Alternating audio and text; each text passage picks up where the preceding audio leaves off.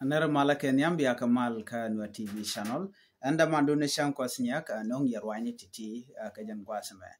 Manyaman go reba, Laria Kenya, Makan Kononiam, Bana Rache, Kui, recommended to work, Kui Rainial, Kanamachicha Kep Kenya, Bana Rache, Kui, Dr. Reg Machar, Kenakirma Yadit, Karayadana Charlotte, Kejo Charlotte, G. United Nations Mission Raywika South Sudan Kadobadan and the Dr. Reng Machar de Jaminkaja. Can learn Dangoti go ready in your Kela. A learn them about writing was a mechanic imagine Oriental Japan, Raywik India. Oriental Japan, Jenny of Kukudangro, with the Jandang one, a widero, second. Array Nene Toto, Chalado Tegram Kel Michikan, Michiro European. Ramamo watch a can Jaram Kel Mila lucky person. Michikan Rain Yaladan and Chinati Chukajandangro, native Kudangro with the Gen 1 widero. And maybe bed along and rain Yalata Janaka can over but we are pen. Cojan Gia Generode. Gia Jaroda Mencharoda Jet Nayan Larena Almuko take off. Laja Moja speed me did along. After that, Micha Waki speed me did. Micha Chuko was down and dong there or could a la good char. Go and Tiareniali take a good down Larena or could we are gobber, but or gob and honor, Beculo red. Arenial Michero, the Gia Johnny, Chechuelo there, who call a with a tear neal and point Arenial called Boculo Pari or what the Antero Palpinton. A legend a jitch 1 minute Kakarwade. Uranial more show Yakaja.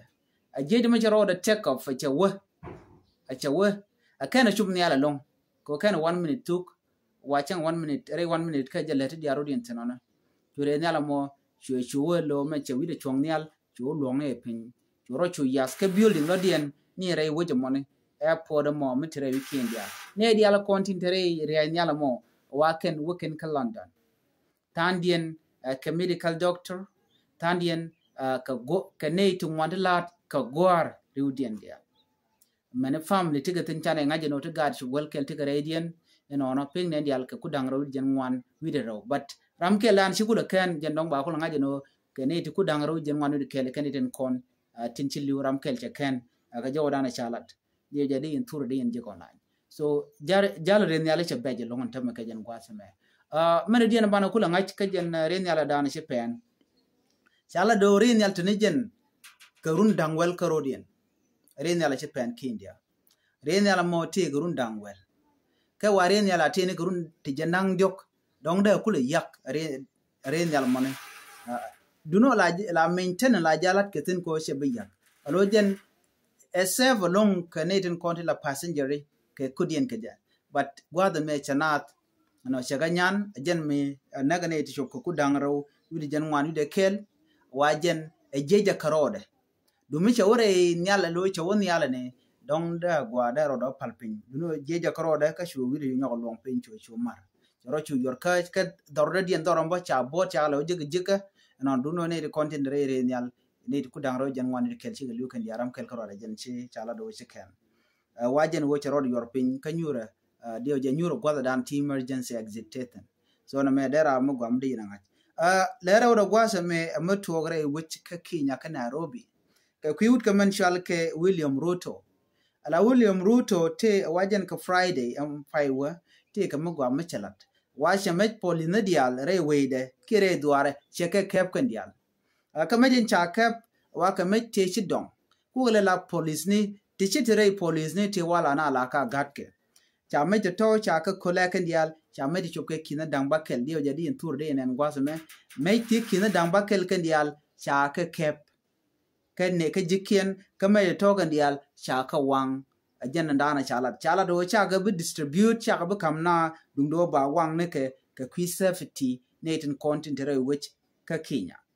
Canadian Continental which Canarobi. Chalado can. Tene to one lana we are got can meditate, Kakujamo, Chala Gorno, can meditate baga kamna.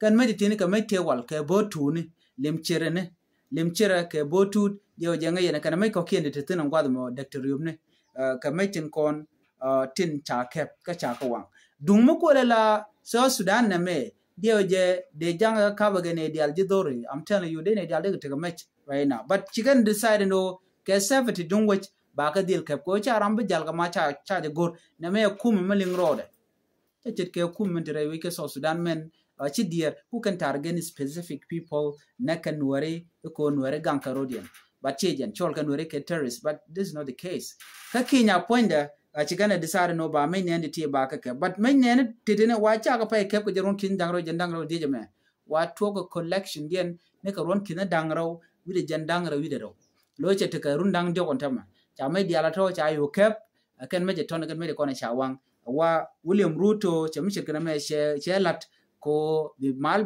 ben ke peace betere we de ka jo dana chalat no che we jogo no gor ko no telemission insecurity re we dan ke Kenya gor ge no which bete kamal jen mo wang me dialati ni jo me gor jen wo de yana lim kwana wo kala randa na de kon kula lin ka kui Dr. Riek Machar kene kir ma yadi ka jo me chalat gwase me gor no de yana lim kir ma yadi charge pressure cha jogo no kira shu mal chu jayar mal ron kina dangre dwal badak chu jayar mal mi sha tanyen Dr. Riek Machar chu jayar ko mal mi sha tanyen mene already ngai kon gwa de dane tan ke je ron kina dangro widwal badak ka kortum tanye wude shalke Umar Bashir ala kur Sudan me kan Sudan kan te ka kur ko Sudan me cha mal ja tan kur te ka korun dangro tin payo ante ma cha kir cha je pressure cha jogo no jin en do pay kur pay to ga jama naga civilian ne itetal mu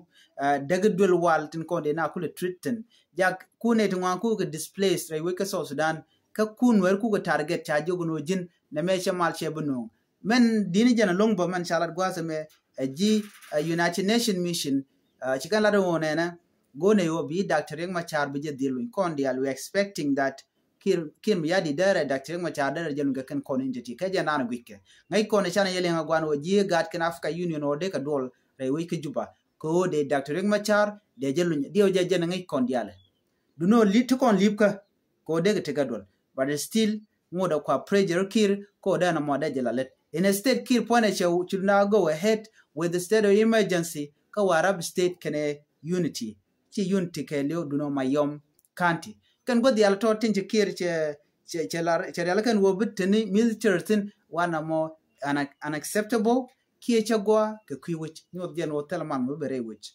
ke kwi jamo cha kir jogo no jin loñ Dr. Riek Machar ke kwi mal kamen gor kan wo deben re wich ka so Sudan ana me mende yenaling en kula mo wa mu tin tama sikane nyoko mishol ken kir ko bi mal ben eni mi cha Dr. Riek Machar cha je kondo mo kan Dr. Riek Machar kana loñ tel mi shala mal re wich ka so Sudan ko kwi jamo cha kir cha nyoko mi joga jen wo loñ Dr. Riek Machar kana all the political officials ka kuma SPLA yo de loñ kel ga Dr. Riek Machar cha jo me cha jalat mu gorno de yente ga lengde right now ko de alip kono Dr. Riek Machar ba je luñane de je luñ ga jogame de luñ ga jogami moda kan ko na ngaje no mi bikir mu yadi be Dr. Riek Machar ba je luñ ki kwi mal ga mandana gorke ko kir jo jawon ke power ke lu no dere kuma SPLA yo ke lu de je ba ken pero pe diok de boga ka mech use kuma Uganda milado kene ke mediator re ke so Sudan ke chi ke mediator panken